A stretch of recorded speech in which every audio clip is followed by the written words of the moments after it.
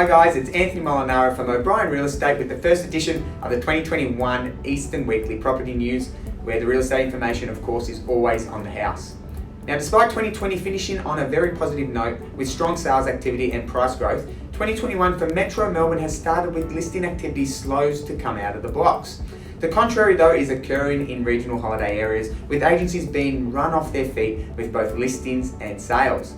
Once the majority of holidaymakers return from their time away later this month, we expect Metro listing activity to increase as homeowners start to put their plans in place and progress their property aspirations. Almost 1 in 2 people say that property is their first choice when it comes to investment. Now, this graph will help to explain this statement. Although the graph is only showing up until December 2017, you get the idea how interest rates drive real estate prices. You can see since the late 80s when interest rates were at 17% and how prices changed according to the interest rate movements. There is a lot of commentary out there regarding the post-COVID boom. But when you look at this graph, it's simply a low interest rate environment that will quite simply move more and more people to property investment. Now here's the latest December home price data released by CoreLogic earlier this month. Now in Metro Melbourne, we saw combined dwellings price rise overall by 1% for the month, which is approximately about $10,000 increase in the median house price.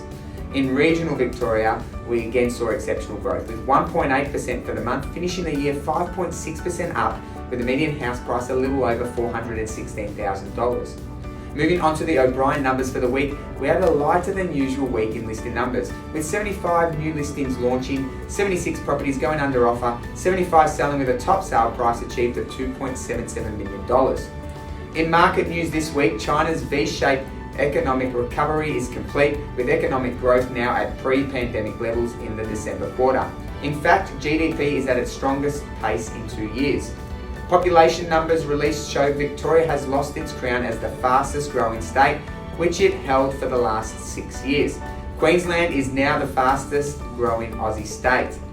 Mortgage deferrals fall to a quarter of their peak according to the latest APRA figures. Frozen mortgages are down to below $50 billion, while frozen business loans are down to $7.6 billion from a peak of $195 billion and $55 billion respectively. ABS reported council approvals to build new homes rose by 2.6% to 28-month highs in November, and house approvals rose by 5.9%, but apartment approvals fell by 3.9%. A highlight sale just before Christmas 2020 was 56 Gardenia Street, Blackburn. This lovely property on a staggering 1,124 square metres was on the market and just sold in over 3 weeks. The final sale price was $2.13 million, with multiple interest parties missing out. But what this proves is that great quality homes, location and lifestyle are still paramount regardless of conditions of the market, and more so timing, with this one being sold on the 23rd of December. Now that's all for this week. I'm Anthony Molinaro, and remember, the information provided is of a general nature. You should always seek independent legal, financial, taxation or other advice in relation to your unique circumstances. Thanks for watching, and until next week, it's bye for now.